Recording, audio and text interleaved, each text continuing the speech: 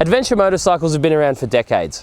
Whether you're cosplaying as a Dakar race winner, going to work or long distance touring, they've had a place in the motorcycling world for a very long time. In fact, what we've come to call adventure bikes today became a thing all the way back in 1980 when BMW released the R80 GS. The 797cc 5-speed large-scale dual sport defined what could be done on a road-going motorcycle at a time where motocross and enduro bikes were separating from their road bike cousins more and more every year. And since then, every major manufacturer has stuck their fingers into the adventure bike pie with bikes like the legendary Honda Africa Twin, robust Suzuki V-Strom and the much-loved Yamaha Tenere, to name a few. And while those motorcycles have big displacements and even bigger numbers on the scale, small adventure bikes like this are starting to get much more popular. And that's why I'm out here in the mountains today to do a small little adventure on a small little adventure bike. This is the CF MOTO 450 MT.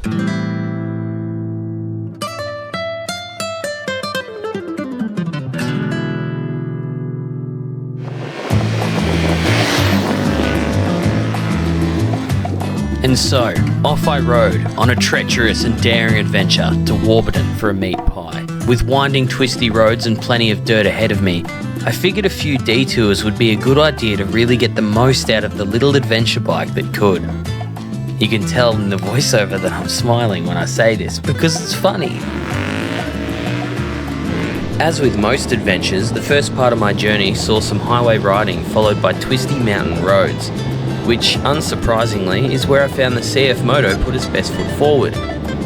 Sharing the same engine with the 450 SR and only weighing in at around 195 kilos really complemented the leverage over the steering afforded by the wide upright bars. And even though the bike had some 70/30 road dirt tyres fitted, it felt confident and planted in the corners. Riding for an hour though, I did start to get sick of the engine sitting at 6,000 RPM when going 100 k's an hour, and the seat being quite narrow at the front, while good for shorter riders, did leave me questioning whether a pair of padded cycling shorts would be worth the comments that you animals would leave on my video.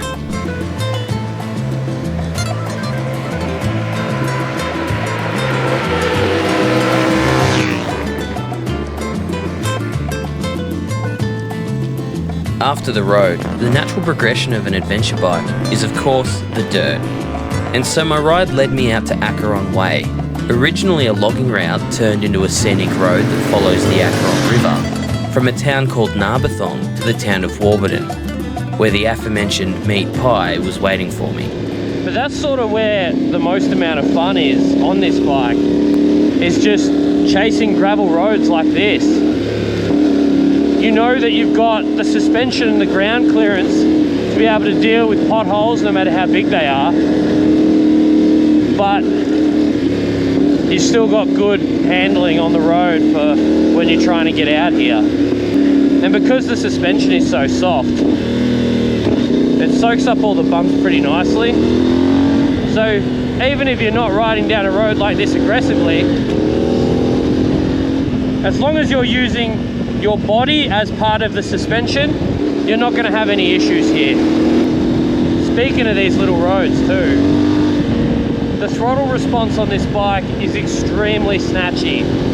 It's very on-off, which isn't the best for a small technical trail, but if you're the type of person that loves to get the back end spinning, it's not going to be a big deal for you. It's just that if you are a little bit less experienced off-road, it might be a little bit daunting. You may feel like you're going to stall it a couple times here and there. It was actually on those gravel roads that the off-road personality of the bike really stopped leaning against a wall watching everyone dance and entered the party. But once I took it on the road even less travelled than the roads less travelled, I found the limits of the off-road capability pretty quickly. Oh, fuck, this fucking suspension is so bad. Oh my god.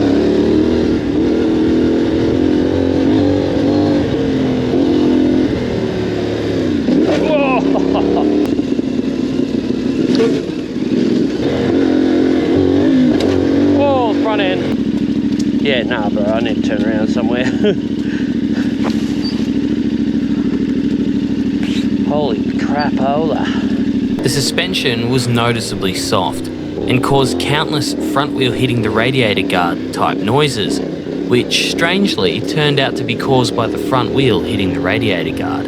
Now combine that with a big tank fairing that stops you from seeing the ground around you, and a bike that wears its weight up the front, the handling definitely took some getting used to in the tighter off-road sections.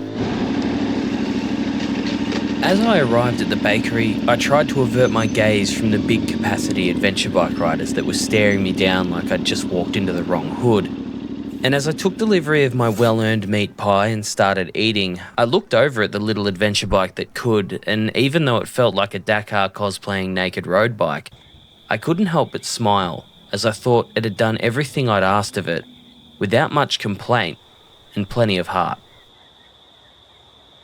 Okay, so thus concludes a day out with the CF Moto 450 MT. What an interesting little bike. In all transparency, I did find myself wishing I was on the KTM 390 Adventure a lot of the day, but this bike did still perform. It did still handle everything that I threw at it, which isn't a lot, to be quite honest with you, but it handled what I threw at it pretty well. I wouldn't be looking at this bike for a dual sport.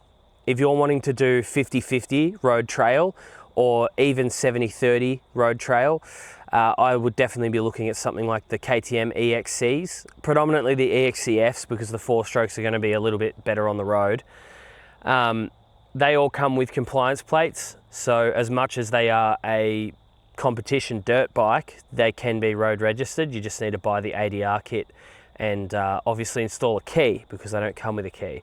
But yeah, I'd be looking at something like that, or potentially the Yamaha WR450F or 250F. They're going to be better bikes if you're doing a lot of off-roading, or basically any more than 10 to 20% of off-road. This bike is very good on the road. It handles great in the corners, and I've had no problems overtaking people or getting amongst it in the twisties either. I would say though, it is a bit slow.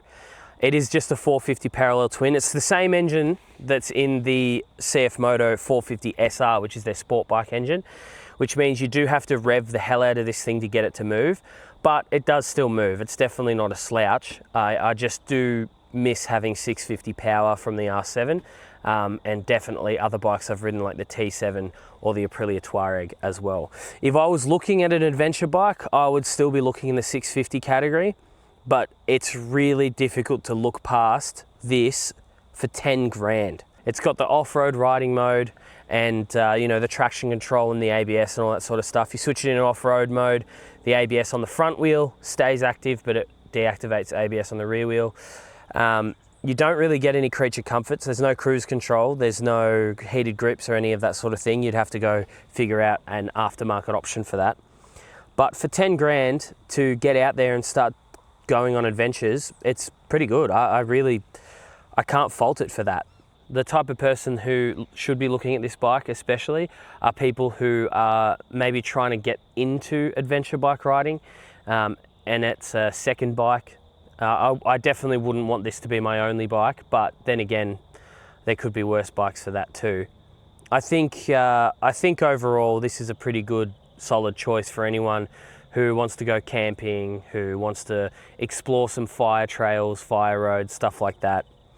Any serious off-roading needs to be left to the better equipped motorcycles. All right, the CF Moto 450 MT. I've been a little bit sick, so that's why I haven't edited this video as quick as I normally do, and why I might sound a little bit weird while I'm recording it.